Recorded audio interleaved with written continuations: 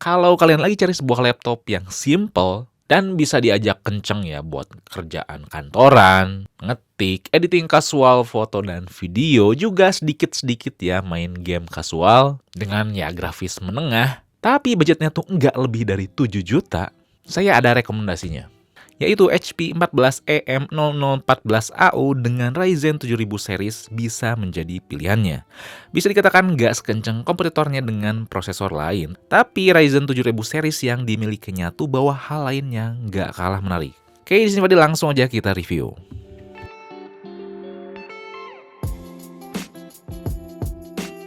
Yang pertama kita bahas masalah desain dulu yang gak neko-neko. HP itu selalu ya ngasih desain laptop yang benar-benar simple tapi gak bosenin, clean banget. Yang jadi hal mencolok cuman logo HP yang cukup besar, tapi yang spesial adalah ergonominya ya. Enak banget. Setiap sudut laptop tuh nggak punya sudut yang tajam atau kaku. Setiap pian tuh pasti diperhalus. Halusnya ini juga hadir di seluruh permukaan ya, nggak glossy. Di bawahnya juga ada dua karet yang memanjang sebagai kaki biar laptop gak licin. Saya suka sih yang begini dibandingkan model kaki yang kecil 4 biji yang misah-misah, karena kan kadang yang kecil-kecil tuh si karetnya suka gampang hilang ya. Detail kecil yang saya suka juga ada di karet di engsel kiri dan kanan yang hadir sebagai penahan antara laptop dan meja biar si engsel tuh jadi penahan ya waktu si laptop disimpan di meja, gak langsung kena si fisiknya gitu.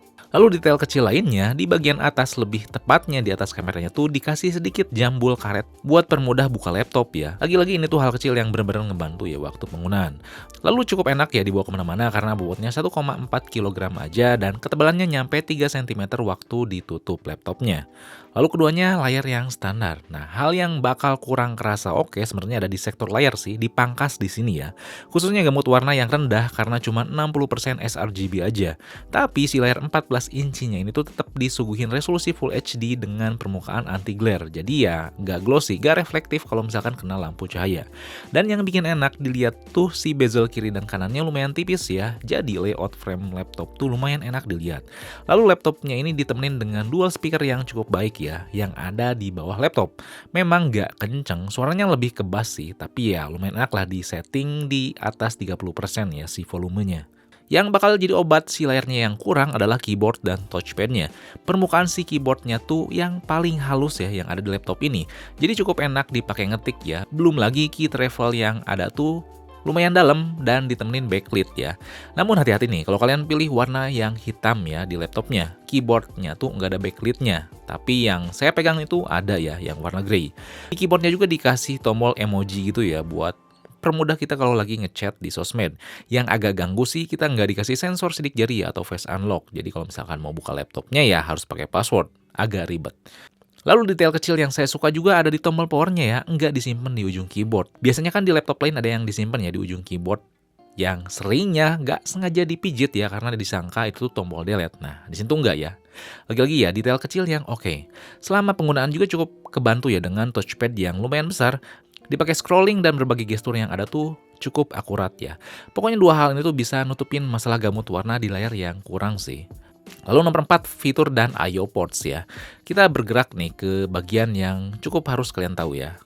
Mulai dari USB Type-C dengan transfer rate 5 gigabit per second, ada dua USB Type-A dengan transfer rate yang sama, satu buah HDMI, lalu ada juga jack 3,5 mm dan port buat DC-in atau ngecas. Yang disayangin sih kita nggak nemu jack RJ45 ya buat kabelan. Lalu di kameranya ini tuh ada slider privasi ya, yang dimana di kameranya sendiri tuh bisa ngerekam video 1080p. Dan tenang aja, dengan kamera yang ada dan prosesor yang ada, kita bisa pakai Zoom meeting ngeblur ya si virtualnya atau pakai background tertentu. Dengan hasil video yang standar lah, kalian bisa lihat ya hasilnya. Wi-Fi-nya juga saya suka ya, udah versi 6 terbaru. Cukup stabil dan sinyalnya kuat. Lalu versi Bluetooth-nya juga udah 5.3 terbaru. Jadi kalau kalian pakai TWS atau Bluetooth speaker, gak akan nguras baterai laptop banyak gitu. Untuk RAM-nya kita udah disuguhin LPDDR5 8GB yang sayangnya nggak bisa ditambah. Namun untuk SSD PCIe M.2 sebanyak 512GB tuh bisa diganti ya. Ingat ya, diganti bukan ditambah. Jadi SSD-nya tuh cuma satu slot. Urusan softwarenya sih kita udah dikasih ya Windows 11 original dan ada bonus Office Home and Student ya. Kalian bisa klaim di Microsoft Store-nya. Dan terakhir nih yang paling penting adalah performanya enak dengan AMD Ryzen 7000 series. Semua spesifikasi yang ada tuh dikemas dan dipercayain terhadap si Ryzen 7000 series ini. Lebih tepatnya AMD Ryzen 3 7320U yang ditemenin sama GPU AMD Radeon 610M. Dimana Ryzen seri ini tuh penerus dari Ryzen 3 3250U. Prosesornya ini kalau dibandingin dengan Intel i3 generasi ke-12 yang keluar di tahun yang sama memang kalah kenceng, tapi nggak begitu jauh. Di sini si Ryzen 3 7320U tuh bukan bicara speed doang gitu, karena dia tuh mempertimbangkan juga masalah efisiensi dayanya gimana. Karena kan nggak jauh penting gitu, karena kan nggak kalah penting gitu, masa laptop kencang tapi baterainya boros? Kan ribet. Namanya laptop tuh kan portable dibawa kemana-mana dan sebisa mungkin jangan sering colok ke casan. Karena di sini sih prosesornya tuh udah pabrikasinya 6 nanometer yang secara teori itu ya irit daya. Dan secara prakteknya, secara realnya ternyata emang irit daya gitu, gak cuman bicara masalah spek doang. Dipakai keseharian tuh jarang banget nyolok ke casan ya. Dalam satu hari dengan konsumsi daya 90% dipakai dengan intensitas menengah ke agak berat, kayak browsing, nonton film, buka sosmed, sedikit edit video dan lainnya, bisa ngasih screen on time 5,5 jam. Dalam artian dipakai pagi sampai pulang kantor tuh aman banget. Kalau kalian sering nonton pun, apalagi video 4K, tenang aja, karena di sini tuh manajemen dayanya sangat baik ya, walaupun mutar video 4K. Lalu dipakai gaming casual juga udah cukup oke ya di harganya, walaupun dia gak punya GPU tambahan.